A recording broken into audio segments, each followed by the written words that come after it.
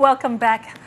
The culture of innovation in challenging times now. I don't know whether Professor Zaini is feeling challenged right now.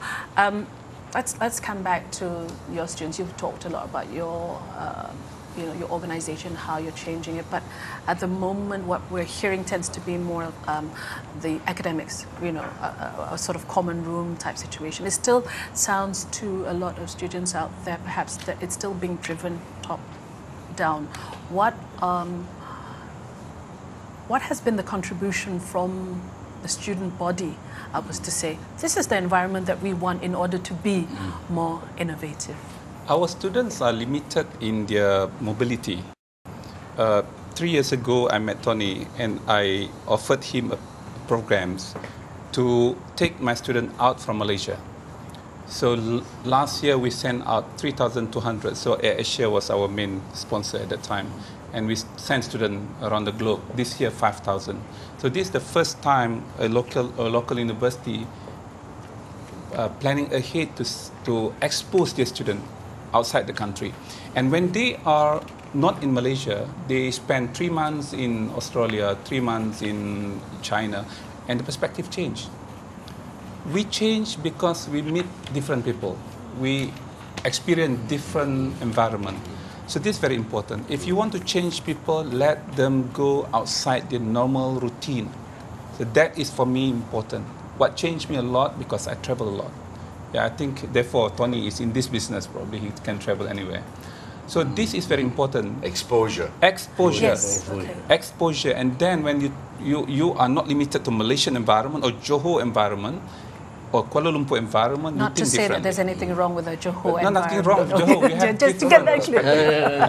What's our asset? Our multiculturalism. I don't know if this is by design, but you have a one Malaysia team here. But that is our great asset, isn't it? That we have the multiculturalism.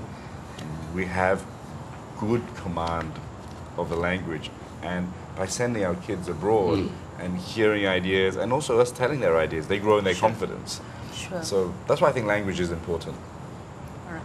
Tan Sri, are we then looking to see our students being put into, say, labs, for want of a better word, that may be in, a big multinational then? They're not, doing their study and their research, whatever it is, just within the university campus kind of environment, but in an actual commercial sort of environment. So you're there at whichever big company that you've tied it with you're there at if you like. Is that sort of thing that we're looking at? Discussion, I had this idea about global Malaysian and global minds. So, in some Malaysians already acquired 2 international languages, maybe English, Mandarin, and besides Bahasa Malaysia. I had in mind even to introduce Spanish, so that we can totally global, and then we are better than mainland Chinese, or better than English, better than Australian. And we can do it because we are not taking advantage of the development of the brain. The child, before the age of 12, acquire more languages. Definitely Malaysia can achieve the globalness, in language, for example. That's the beauty. Could you imagine if every Malaysian kid could speak Bahasa, an Indian dialect, and Mandarin? Yeah. And a fourth. My God, that would create so much. I have the vision to bring Spanish. and Spanish should be the right one because there is the Brazil. Our problem is that our parents becomes the constraint. The parents cannot acquire so many languages, and we think that children cannot, but children can. We must allow our children, our students to experiment. This is what we are trying to do. In many schools, especially, experiments are predetermined. The results are set. You can find the result at the back of the book. So what normally my children will do is to try a bit and then see the result. So I'm okay. So it should be no results as what we understood now, because if you have that kind of experiment set for our students and for our children will try to find what is the normal, correct way to do things. They will not deviate from this. And innovation occurs when you start deviate from the routine. Can I tell you a small story? When we hired cabin crew in AirAsia at the beginning, we would give them a plane, and we say, color this plane, right? Oh. And guys who colored it very nicely and orderly, we didn't hire. People who, did all kinds of crazy things. We said, these are the kind of people we want. We want disruptive thinkers. We want people who will challenge the norm. And I think if you paraphrase the three of us here, it stems down to two things. What Tan Sri said earlier, the family and the education system. By the time someone is 25 and comes to AirAsia, it's a lot harder. Yes. Right? And it's what I said right at the beginning, and it's great that we're all kind of in that loop, is that Professor says he wants kids to experiment. We don't allow that creative thinking from the youth. Parents will say, you got to be doctor, lawyer, engineer, or accountant, Yep. And, if someone says, I want to be a ballet dancer, or I want to go and be a sportsman, or I want to be an artist, the mother will say, you can't make money there.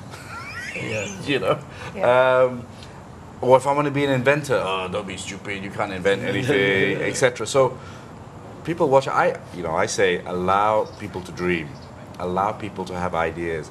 Don't be afraid of failure, because you only live once. If you fail, you try again. But it's better than sitting there at 55, 65 and say, I wish I did that. So we have to create that environment. The family plays a part. And all people watching will say, no, government, this, that. It starts with us as well, right? To create Innovation, DIY. To create that environment, to allow our kids to experiment. I'm always fighting with my other half. My son loves computers, and he's like, he's doing too much doing that. But he has an art, he has a gift for it, right? I mean, I'd love him to be playing football and all that, but he just doesn't like it. But he has his interest in doing this, so I'll say, okay, go for it, Encourage that. Allow them to be, and expose them to as many things as possible, and allow them to go where they want. And the education system should be about bringing the best out in a kid. Look, these two guys are super smart, right? Super professors, but we're all not like that. I don't understand half of what they're saying. But the world needs different. The education system should find, if we have a successful education system, we will find the best for each of these kids, what they're good at, and give them the ability to experiment and to try lots of things and turn that raw diamond into a diamond. Well, I think that's it. But allowing them, rather than us as parents saying, this is the best for you, I'm only concerned for your futures. That's the selling thing for every parent. But I want suggestion to follow up from our discussion. Yes. We recognize a number of people who have done well in innovation, in creativity, in research. But we have not made use of them. In a sense, we should take them around the country and let them share their experiences. That's such a good point, A lot of great people in Malaysia. I meet all around the world as well. We lose the brain exodus is also something that we need to look at. In fact, I've tried this, I've tried putting the senior scientist like Dato, and he spoke to the students about his experience as a doctor, and they were so... Sportsmen. We are not doing enough of this. We have the people, but nobody... After the awards, that's it, at the end. After the awards, you must take them round, share the experiences. Fight to keep our people. Too many of our good people go to Singapore. Ouch. Over the years, we have more than 2,000 inventions. Yeah, partly because of I think because of the income in Malaysia, disparity is very clear. Do you think it's just that? There are a lot of people who are being lured back now who say that it's not the money. Well, when they started, they need that money. So I'm in Johor. Some of my students migrated to Singapore. Some of our former staff also migrated to Singapore. So yes, when you start your family, you need a lot of money. So I think the starting point of salary should be better in Malaysia. So I think the revision should be made in that category of employees in the country. That's number one. Number two, I think what is also important, coming back to knowledge culture in the country, knowledge culture should not be ended with academic credentials. If academic credential, you want to become a professor, you want to get A's, you want to get PhDs, and you're finished. You will not be able to challenge the Well, some of our authority. best teachers are not necessarily the one with the academic qualifications. Well, you teach differently. Sometimes you teach not with words, you teach with what you do. So this is more powerful. I learned a lot from my great teachers. They are not telling me what to do. They are showing me what they have done. That's important. Sometimes when you ask people to listen to you, they don't listen. They just do reverse what you have said. I think it's fun. You know, I have a vested interest here. Yes, of course.